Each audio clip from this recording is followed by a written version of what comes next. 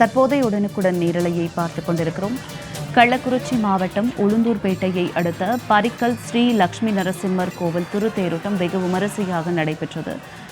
லட்சுமி நரசிம்மர் கோவிலின் பிரம்மோற்சவ விழா கடந்த 9ஆம் தேதி கொடியேற்றத்துடன் தொடங்கி தற்போது கோலாகலமாக நடைபெற்று வருகிறது. விவரங்களோடு கள்ளக்குறிச்சியிலிருந்து இணைகிறார் எமது செய்தியாளர் இளையராஜா. வணக்கம் இளையராஜா, இது குறித்த விரிவான தகவல்களை சொல்லுங்க. வணக்கம் ஜனனி. கள்ளக்குறிச்சி மாவட்டம் உளுந்தூர்பேட்டை அருகே பரிக்கல் கிராமத்தில் உள்ள புராணங்களில் புகழ்பெற்ற நடுநாட்டு திருத்தலங்களில் ஒன்றான பிரசித்தி பெற்ற கனகவள்ளி தாயார் சமேத ஸ்ரீ லட்சுமி நரசிம்மர் கோவில் பிரம்மோற்சவ விழா வெகு விமர்சையாக நடைபெற்று வருகிறது.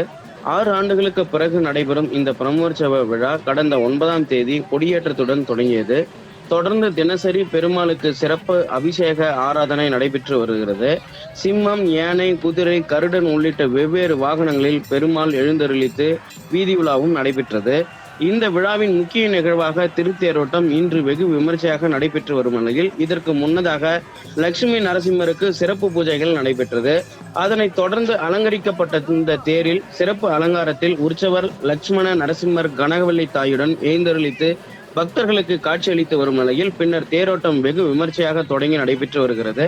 அப்பொழுது அங்கு கூடியிருந்த ஆயிரக்கணக்கான பக்தர்கள் ஓம் நமோ நாராயணா நமோ நாராயணா என்ற பக்தி கோஷங்கள் முழங்க தேரை வடம் பிடித்து இழுத்து வருகின்றனர். தேர் பக்தர்கள் வெள்ளத்தில் சேர்ந்து ஆடியபடி அசைந்து ஆடியபடி 4 மாட வீதிகள் வழியாக வலம் வந்து மீண்டும் அதே இடத்தில் தன்னிலை அடையும் என கூறப்படுகிறது. இதில் கள்ளக்குறிச்சி, விழுப்புரம், கடலூர், திருவண்ணாமலை உள்ளிட்ட பல்வேறு மாவட்டங்களில் இருந்து பக்தர்கள் கலந்து கொண்டு தேரை வடம் பிடித்து இழுத்து வருகின்றனர். மேலும் சாமி தரிசனம் செய்து வருகின்றனர். இந்த பிரம்மோற்சவ விழாவில் கள்ளக்குறிச்சி மாவட்டத்தைச் சேர்ந்த 200க்கும் மேற்பட்ட போலீசார் பாதுகாப்பு பணியில் ஈடுபடுத்தப்பட்டுள்ளனர். இதில் முக்கியமாக அஇஅதிமுக முன்னாள் முதலமைச்சர் செல்வி ஜெயலலிதா கோவிலுக்கு வருகை தந்து வழிபாடு செய்த பிறகு சட்டமன்ற தேர்தலை சந்தித்ததும் குறிப்பிடத்தக்கது. தொடர்ந்து முன்னாள் முதல்வர் ஜெயலலிதா வந்து சென்ற பிறகு இந்த கோயிலின் தரமும் உயர்த்தப்பட்டது குறிப்பிடத்தக்கது. ஜனனி. இளையராஜா, தங்களுடைய விரிவான தகவலுக்கு நன்றி.